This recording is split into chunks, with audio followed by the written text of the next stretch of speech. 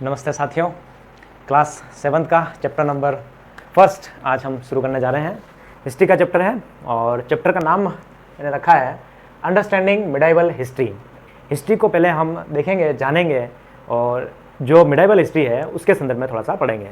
वो छोटा सा चैप्टर है और हिस्ट्री को समझने की कोशिश करेंगे क्योंकि मेनली 6-7 क्लास से ही जो है हिस्ट्री की शुरुआत प्रॉपर रूप से की जाती है और छोटी छोटी बेसिक्स जो बातें हैं वो अपन करते हैं। सबसे पहली बात कि हिस्ट्री होती क्या है, यानी हिस्ट्री किसे कहते हैं। तो हिस्ट्री बेसिकली बात है कि स्टडी अबाउट द पास्ट, यानी कि भूतकाल का अध्ययन करना, जो बातें बीत चुकी है, जो घटनाएं घटित हो चुकी है, उन सब का स्टडी करना, उन सब के बारे में पढ़ना। हम ये क्या कर रहे हैं, हिस्ट्री के बारे में तो पढ़ रहे हैं। तो ये क्या होता है, स्टडी अबाउट द पास्ट, जो बीत गया उसके बारे में पढ़ना, उनका अध्ययन करना ही जो है इस हिस्ट्री कहलाता है।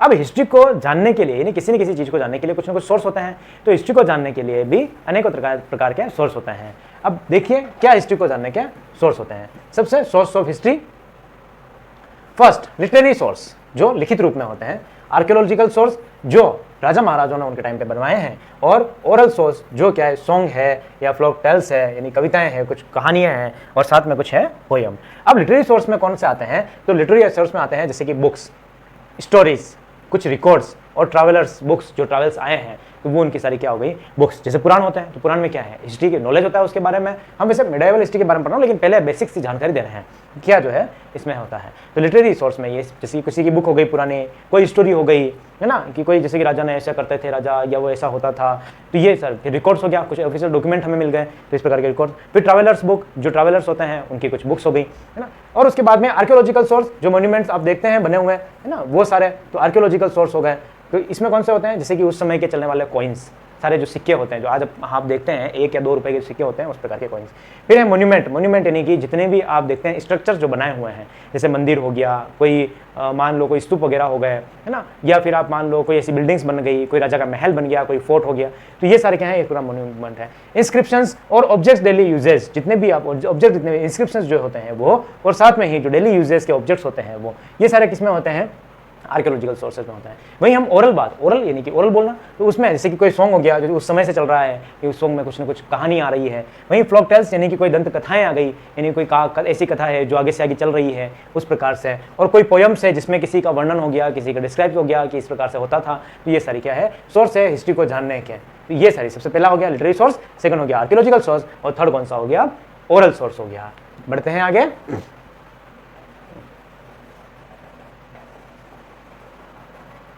सेकंड, अब एक एक देखते हैं क्या क्या होता है। सबसे पहले देखते हैं लिटरेरी सोर्स क्या होता है। तो लिटरेरी सोर्स में 2 तरीके के होते हैं। जैसे पहले देख लेते हैं बुक्स के बारे में। तो सबसे पहले बुक्स है, बुक्स में अब 2 टाइप की होती है। एक होती है फर्स्ट बायोग्राफी और सेकंड होती है ऑटोबायोग्राफी। देखो कैसे याद रखना है, ऑटोग्राफ किससे देते हैं, हाथ पेन लिया और हाथ से ऑटोग्राफ दिया, मतलब जो व्यक्ति जिसका ऑटोग्राफ है वो खुद देगा। तो ऑटोबायोग्राफी में क्या हो गया कि जो व्यक्ति खुद अपने हाथ से जो कहानी लिखता है उसकी खुद की, तो वो हो गया autobiography. The story of the person's life written by the person's, यानी कि जैसे मैं मेरे जीवन की कहानी अपने हाथों से लिखूं तो वो क्या हो गया, ऑटोबायोग्राफी हो गई। अब जैसे एक एग्जाम्पल है बाबरनामा। बाबरनामा एक पुस्तक का नाम है, एक बुक का नाम है, और उसके किसने उसकी रचना की, तो बाबर। तो बाबर जो था उसने क्या किया, यानी अकबर के जो दादाजी थे उन्होंने क्या किया, जो कहानी लिखी उनके खुद के लिए जो कहानी लिखी उसमें क्या है, बाबरनामा में। वही हम बात करें बायोग्राफी की, बायोग्राफी ऑटोबायोग्राफी खुद की लिख ली, तो अब ऑटोबायोग्राफी बायोग्राफी किसकी होगी, यानी दूसरे से, खुद की बात दूसरे से लिखाना, वो क्या बायोग्राफी हो गया। The story of a person's life written by somebody else, यानी कि स्टोरी अपने बारे में किसी और से लिखाना, ये क्या हो जाता है, बायोग्राफी हो जाता है। जैसे एग्जांपल अकबरनामा, अकबरनामा अकबर की कहानी है, अकबर के जीवन की कहानी है, वो किसने लिखी है, तो अबुल फजल ने लिखी है, अकबर ने लिखी है। यहाँ पे तो बाबर ने बाबरनामा खुद लिखी, लेकिन यहाँ पे क्या है, अकबरनामा अबुल फजल ने लिखी है, किसी और व्यक्ति ने लिखी होती है। Place, story and the poems, place होती है, स्टोरी होती है और पोयम्स होती है। These works tell us about important events in the lives of rural. Place हमें ये बताता है, स्टोरी हमें ये बताता है, और पोयम्स हमें ये बताता है कि उस समय जो रूलर्स थे वो किस प्रकार अपना जीवन जीते थे, उनमें कुछ ना कुछ वर्णन आ जाता था। तो इस प्रकार कैसे वो अपने जीते थे।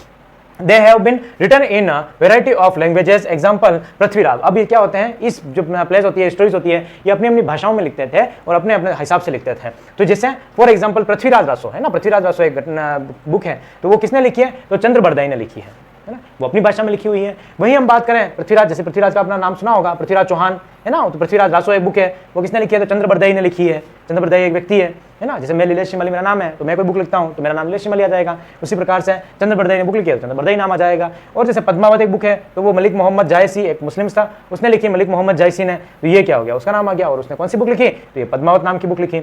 Are some example of this. तो इस प्रकार से स्टोरी की, पोएम की और जो प्लेस है उनकी सबकी क्या है? स्टोरी। ये इस प्रकार से उन्होंने लिखा है और ये बता रखा है। तो दो टाइप्स हमने लिटरेरी सोर्स में पढ़े पहले, एक तो हो गया बुक्स और एक हो गया प्लेस, स्टोरी और पोएम्स। नेक्स्ट पे चलते हैं, रिटर्न राइटिंग फॉर ट्रैवलर्स। बहुत ही बढ़िया बात, जो ट्रैवलर्स आए थे इंडिया में, वो जो अपनी राइटिंग लिखते थे, है ना, जो रिटर्न लिखते थे, मैं यहाँ से यहाँ गया, फिर वहाँ से वहाँ गया, यहाँ मैंने ये सब देखा। आप कहीं टूर पे जा रहे हैं तो आप घर पे आने के बाद इच्छा हो जाए कि आप क्या करें कि वो कहानी लिखें कि सबसे पहले मैं यहाँ गया, उसके बाद मैंने ये देखा और उसके बाद मैंने ये देखा।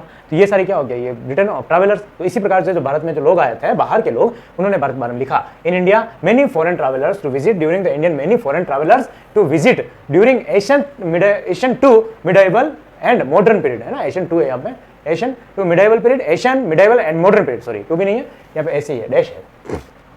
Ancient, medieval and modern period, मतलब बहुत सारे ऐसे लोग हैं जो एशियन टाइम पे भी आए हैं बाहर से, मिडाइवल पीरियड में भी आए हैं और मॉडर्न पीरियड में भी यहाँ पे आए हैं। जैसे एग्जांपल देखें, travellers like Ibn Battuta, IBN Ibn Battuta, है ना, इब्न बतूता आया है और rod detailed descriptions of life in medieval India. ये इब्न बतूता है और इब्न बतूता आया और इसने क्या है, जैसे अफ्रीका में, एशिया में नहीं गया था और इसने पूरे डिटेल से जो मिडाइवल पीरियड है उसके बारे में पूरे डिटेल से लिखा है कि इंडिया में किस तरीके से था। अब देखिए गवर्नमेंट रिकॉर्ड, गवर्नमेंट कौन सी? जो किंग के टाइम पे चलती थी। Kingdoms and empire kept detailed record of administrations, taxes as and officials order. Such resources provide information about how the kingdoms were ruled. जो गवर्नमेंट जो थे वो अपने रिकॉर्ड में रखते थे और उनकी गवर्नमेंट के रिकॉर्ड पढ़ने से समझ में आता था कि वहाँ के लोग किस प्रकार से रहते थे और किस प्रकार से वहाँ के लोग जो है थिंकिंग रखते थे। वो कैसे पता चलता था? तो गवर्नमेंट वाले ऑफिशियल कुछ ना कुछ रिकॉर्ड लिखते थे, यानी कि इस व्यक्ति के पास में इतनी इतनी भूमि है और ये व्यक्ति ये करता है। यदि कोई जेलर है तो FIR दर्ज कर दी, इस व्यक्ति ने ये जुर्म किया, ऐसा जुर्म है, इस जुर्म के लिए ऐसी सजा है। ये सारा क्या है? गवर्नमेंट रिकॉर्ड से हमें पता चलता है। ठीक है, आई होप समझ में आ गया होगा। जैसे कि देखो आप कहीं जाते हो तो इस प्रकार के रिकॉर्ड पढ़े रहते हैं, ये इब्न बतूता की बुक है, इब्न बतूता, है ना। चलो नेक्स्ट आर्कियोलॉजिकल सोर्सेज में देखते हैं, आर्कियोलॉजिकल सोर्सेज में क्या होता है। सबसे फर्स्ट आर्कियोलॉजिकल सोर्सेज में, archaeological sources are material remain left behind by past society. Archaeological हमें ये बताता है कि पास्ट में जो सोसाइटी किस प्रकार की थी, लोग बाग कैसे रहते थे, कैसा उनका जीवन था। सबसे पहले देखते हैं मॉन्यूमेंट के बारे में। तो मॉन्यूमेंट क्या है? अ बिल्डिंग और statue that as building to build to remain people of famous person और इवेंट। जो लोग हैं, एक के बाद बहुत गैप आ गया, हाँ, बिहाइंड, यानी कि जो लोग बिल्डिंग बनाते थे, स्टैच्यू बनाते थे, उनकी बिल्डिंग पीपल की ये बताता था कि उस समय पे उनका एडमिनिस्ट्रेशन कैसा था, वो कितने पावरफुल लोग थे। तो ये सारे क्या बता रहे हैं कि वो कितना पावरफुल था, उनके पास कितना अमीर था। ये सारी चीजें हैं मॉन्यूमेंट शो करती हैं। जैसे स्टोन जो है ना, स्टोन एंज है, ठीक है ना, ये अलग अलग जगह के सारे फोटो लिया हुए हैं। ग्रेट वॉल ऑफ चाइना का हो गया, ताजमहल का हो गया। तो इस प्रकार से लोग उस समय हमें पता चलता है कि इतनी बड़ी बिल्डिंग बनाई है, तो इतनी बड़ी बिल्डिंग बनाई है तो क्या होगा, ये उतना ही ज्यादा फेमस होगा, इतने ज्यादा इसके पास पैसे होंगे। तो ये सारा क्या हो गया? मॉन्यूमेंट हो गया। चलो नेक्स्ट देखते हैं मॉन्यूमेंट के बाद इंस्क्रिप्शंस। इंस्क्रिप्शंस वो होते हैं शिलालेख। अब शिलालेख क्या होता है? देखिए इंस्क्रिप्शंस का बेसिक सा अर्थ हो गया, N inscription is the word और मैसेज दैट द रिटन और कवर्ड ऑन द सरफेस, यानी कि किसी भी सरफेस पर जो कुछ इंस्ट्रक्शंस लिखे हुए होते हैं या कोई मैसेजेस वगैरह लिखे होते हैं, तो वो क्या है? इंस्क्रिप्शंस कहलाते हैं। जैसे मान लो आप किसी मंदिर में जाओ या किसी ऐसे फोर्ट में जाओ या कहीं जो गवर्नमेंट की जो प्लेसेस होती है वहाँ जाओ, तो वहाँ पे ब्लैक कलर का पत्थर लगा हुआ होता है और उसके ऊपर नाम लिखा होगा शिलान्यास, इस व्यक्ति ने शिलान्यास कराया, इस समय ये सारा शिलान्यास कराया। तो वो क्या है? एक प्रकार से इंस्क्रिप्शंस ही है। ये देखो, जैसे इंस्क्रिप्शंस में ये पेंटिंग बनी हुई है और इसके ऊपर नीचे सारी चीजें लिखी हुई है। उसी प्रकार से ये पूरी है पत्थर है और इस पत्थर पे क्या कर रखा है? खुदाई करके इस पर लिखी हुई है, सारे वर्ड लिखे हुए हैं। उसी प्रकार से ये देखो, ये पत्थर है और इस पत्थर पे एक फोटो बनाया हुआ है बेल का और ये सारी चीजें लिखी हुई है नीचे। तो ये सारी इंस्क्रिप्शन कहलाए, किसी सरफेस पे ये सारी चीजें बताना। और ये क्या शो करता है? तो ये शो करता है कि वहाँ पे क्या मैसेजेस उसने लिखे हैं, क्या उनके जो आइडियाज हैं वो लिखे हैं और क्या वहाँ पे इंस्ट्रक्शन उनको देने हैं, वो सारा लिखा होता है। पहले के समय में कागज तो इतना था ही नहीं, कागज इतना क्या बहुत कम था, है ना के बराबर। कागज तो बहुत बाद में आया, तो वो क्या पत्थरों पर यूज करते थे। अब है कॉइन्स कि जो सिक्के होते हैं वो क्या होता है? Coins is a small object usually round and flat, जो राउंड होते हैं, फ्लैट होते हैं, used primarily as the medium of exchange और लीगल टेंडर। कॉइन्स काम आते हैं कुछ भी खरीदने के लिए, कोई भी चीज हमें गुड एंड सर्विसेज की एक्सचेंज करने के लिए। आज भी कॉइन वही काम आता है। देखिए कॉइन इस प्रकार से होते हैं, एशियंट के टाइम के जो पे कॉइन्स थे इस प्रकार के कॉइन्स हो सकते हैं, है ना। आज आप कॉइन 2 या 1 रुपए का सिक्का देखते हैं, वो उसी प्रकार से कॉइन्स है। तो कॉइन्स क्या है? एक मीडियम है। किसका मीडियम है? तो गुड्स एंड सर्विसेज केसेस के एक्सचेंज का मीडियम है, एक्सचेंज करना है, और ये लीगल ट्रेंड है। यूजुअली फ्लैट होते हैं, ठीक है, यूज प्रीमियरली किसके यूज होते हैं, तो एक्सचेंज के लिए यूज होते हैं। पढ़ते हैं आगे नेक्स्ट स्लाइड में। हाँ, नेक्स्ट है painting. Now miniature painting were first credit during this period, medieval period में पहली बार जो है पेंटिंग को देखा गया था, यानी पेंटिंग को बनाया गया था। हाँ, period this painting are small, उस समय पे पेंटिंग जो थी वो स्मॉल पेंटिंग थी, यानी छोटी पेंटिंग्स थी सारी, वेरी डिटेल, पर उसमें डिटेल बहुत ज्यादा था। जैसे कि ये एक अकबरनामा का एक छोटा सा पेंटिंग है ना, बुक के आगे बनाया हुआ है, लेकिन डिटेल बहुत सारी है कि इस प्रकार से राजा दे रहा है, ये सेनाएं है, फोर्ट है, ये आगे सारा काम हो रहा है, ये घोड़े चल रहे हैं। तो ये छोटी सी पेंटिंग में सारी बातें बता दी उसने। Painting are about rulers and their lives, painting क्या बताती है कि उस समय का रूलर कैसा था, वहां के लोग कैसे जीवन यापन करते थे। तो कैसे, जैसे कि देखो इस व्यक्ति ने सुंदर सुंदर कपड़ा पहन रखे हैं, इसने भी पहन रखे हैं, ठीक है ना, ये इसने भी पहन रखे हैं। तो ये सारे क्या है कि ये पता चल रहा है हाँ उस समय बहुत अच्छा जो रहन सहन था वो बहुत अच्छा था। ये सारा क्या है, लिव्स और रूलर देयर रूलर्स, वो सारा बताता है। बढ़ते हैं आगे, पेंटिंग हो गया। हाँ, नेक्स्ट अब देखते हैं historian have divided return sources into, जो रिटर्न सोर्सेज होते हैं, जो लिखित सोर्सेज होते हैं, उनको हिस्टोरियन ने कितने भागों में बांट रखा है, तो 2 भागों में बांट रखा है। फर्स्ट है प्राइमरी सोर्सेज और सेकंड है सेकेंडरी सोर्सेज। अब प्राइमरी सोर्सेज में क्या होता है, तो प्राइमरी सोर्सेज वो सोर्सेज होते हैं, primary sources are original record, जो प्राइमरी सोर्सेज ओरिजिनल रिकॉर्ड में होता है, साथ में credit by eye witnesses of an event, they are the main object of analysis in the research study. यदि कि आप ये देखें, प्राइमरी सोर्सेज वो सोर्स होता है जो व्यक्ति द्वारा खुद लिखा जाता है, खुद उसकी खोजबीन की जाती है। यदि मुझे ये कहा है कि आप जाओ, आपके शहर में कितने लोग हैं, आपके शहर में कितनी चीजें हैं, ये अगर मैं खुद गणना करूं कि यहाँ इस घर में इतने लोग हैं 4, इस घर में 5 लोग हैं, और वो सारी काउंटिंग करूं, इतने सारे घर हैं, इतनी सारी जो मोटरसाइकिल्स है, इतनी सारी कार्स है, तो ये सारा क्या है, मैंने रिकॉर्ड तैयार किया। तो इसका मतलब क्या हो गया, ये प्राइमरी सोर्सेज हो गया। मतलब पहले इसका किसी ने रिकॉर्ड ऐसा नहीं बनाया है, ये पहली बार बनाया गया है, तो ये क्या है, प्राइमरी सोर्सेज। लेकिन सेकेंडरी रिसोर्सेज क्या होता है, उस सेकेंडरी रिसोर्सेज में जब किसी को कहा जाता है, यानी कि मेरे को कहा जाए कि भाई आपको अब ये पता करना है उधर में कितने लोग हैं, तो मैं क्या करूंगा, किसी ने पहले से उसकी खोज कर रखी है तो उसकी कॉपी करूंगा, और कॉपी करने के साथ में कुछ अपने पॉइंट ऐड कर दूंगा। तो वो क्या होता है, सेकेंडरी। उस सेकेंडरी में प्राइमरी सोर्सेज का यूज किया जाता है। A document, texts, images and objects about an event credit to by someone who typically referenced the primary sources for their information. मतलब वो सेकेंडरी सोर्सेज जो है प्राइमरी सोर्स की हेल्प ले, और हेल्प लेने के साथ में सारी काम करें, है ना। जैसे कि ये देखो, ये क्या कर रही है, अपने नोट्स बना रही है, तो ये सारे बुक से कॉपी करके फिर दे सकते हैं। लेकिन ये क्या है, हैंड राइटिंग बुक है, तो ये सारे क्या है, ये प्राइमरी सोर्सेज हैं। वहीं बात करें नेक्स्ट, अब देखिए मीनिंग ऑफ हिंदुस्तान। एक छोटा सा एक और टॉपिक देख लेते हैं कि हिंदुस्तान का मीनिंग अलग अलग टाइम पे अलग अलग क्या क्या था। तो सबसे अगर हम 1200 पे देखें, 1200 CE पे देखें, देखिए बेटा, सबसे पहले ये देखना जरूरी है कि सी और BC AD क्या होता है। तो सबसे पहले मैं आपको बता देता हूं BC और AD, बिफोर क्राइस्ट और एनो डोमिनी। ये नहीं कि सबसे पहले क्या किया कि जो हिस्ट्री है उसको डिवाइडेशंस के लिए, चलो इसके बाद अपन एक बार समझ लेंगे कि क्या होता है ये, है ना, ये एक बार पढ़ लेते हैं। हाँ, इन द 13th सेंचुरी में द वर्ड हिंदुस्तान, अगर कोई व्यक्ति ये सोचता था कि हिंदुस्तान अगर वर्ड का यूज किया, refer to the areas of Punjab, Himalaya, Haryana and the land between the Yamuna and Ganga. यानी कि ये जो बेल्ट है सारा, अगर कोई इस 1200 में कहे कि हिंदुस्तान का मतलब क्या होता है, तो सिर्फ इतने पंजाब, हरियाणा और गंगा और यमुना के बीच का जो बेल्ट है सारा, वो सारा हिंदुस्तान कहलाता था।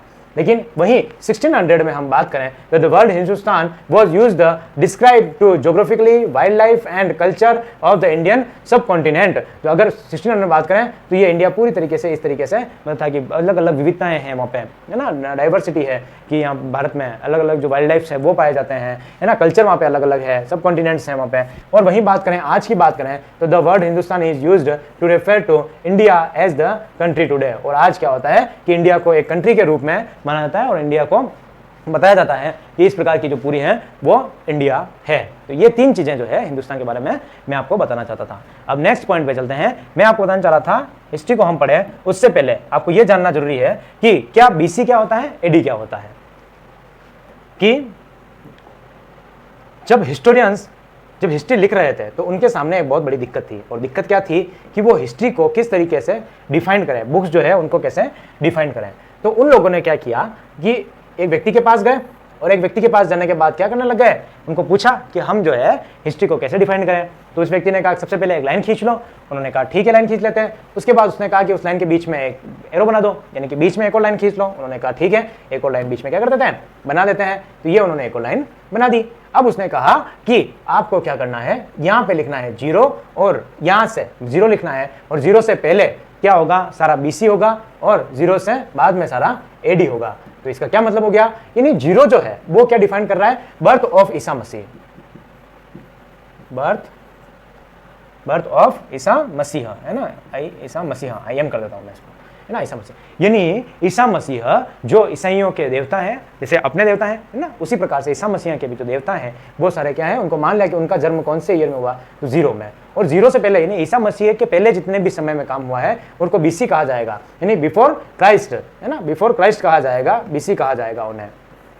हाँ, और उसके बाद में एनो डोमिनी कहा जाएगा। और आज जो हम वर्ड पढ़ते हैं वो पढ़ते हैं BCE, और एक पढ़ते हैं AD, ए या एडी पढ़ते हैं और उसके साथ में पढ़ते हैं CE, है ना। इसका क्या मतलब हो गया, BCE का मतलब हो गया बिफोर कॉमन एरा, और उसके पहले इसका जो मतलब होता है वो होता है कॉमन एरा। तो आई होप समझ में आ गया होगा। अब क्या होता है बच्चों, देखो जो ये है ना, ये जो है ये क्या इस प्रकार चलता है, जैसे कि ये 0 है ना, ये 0 है, और 0 से अगर हम इधर डेट देखेंगे या इधर डेट देखेंगे तो ये इस प्रकार से चलेगी, जैसे माइनस नहीं 300 BC, 299 BC, 298 BC, है ना, ऐसे करके 0 पे आ जाएंगे।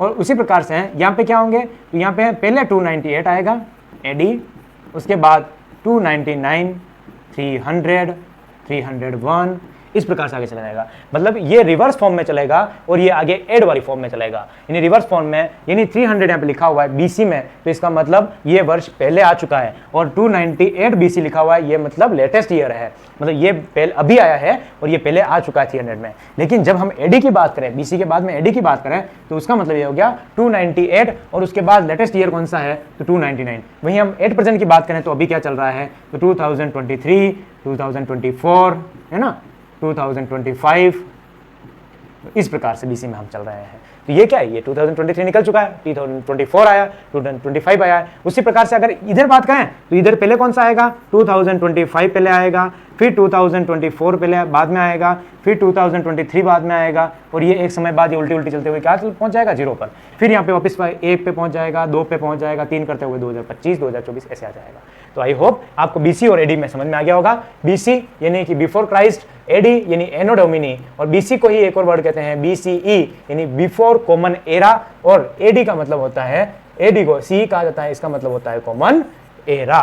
ठीक है, आई होप आपको ये लेसन समझ में आ गया होगा। और समझ में लेसन आ गया है तो इसी के साथ में अपना ये लेसन खत्म हो जाता है। और क्लास 7 का फर्स्ट चैप्टर था, बहुत ही प्यारा चैप्टर था, अच्छा चैप्टर था। आई होप सभी को समझ में आया है, और अगर सभी को समझ में आया है तो आप अपने दोस्तों के साथ ज़रूर इसको शेयर करिएगा। इंस्टाग्राम पे तो आपकी आईडी क्या ही होगी 7th क्लास के बच्चों की, फिर भी आप मुझे फॉलो कर सकते हैं अगर आपकी आईडी है तो। बाकी टेलीग्राम पे आपको इस लेसन के नोट्स मिल जाएंगे, और बाकी अगर आगे से जुड़ते रहिए हमसे, और आगे से आगे आपको क्या इस क्लास की नोट्स भी मिलते रहेंगे 7th क्लास के। पूरी SST में 7th क्लास की आगे से आगे पढ़ाऊँगा। ठीक है, अच्छे रहिए, मुस्कुराते रहिए, बहुत अच्छे से पढ़ते रहिए। Thank you.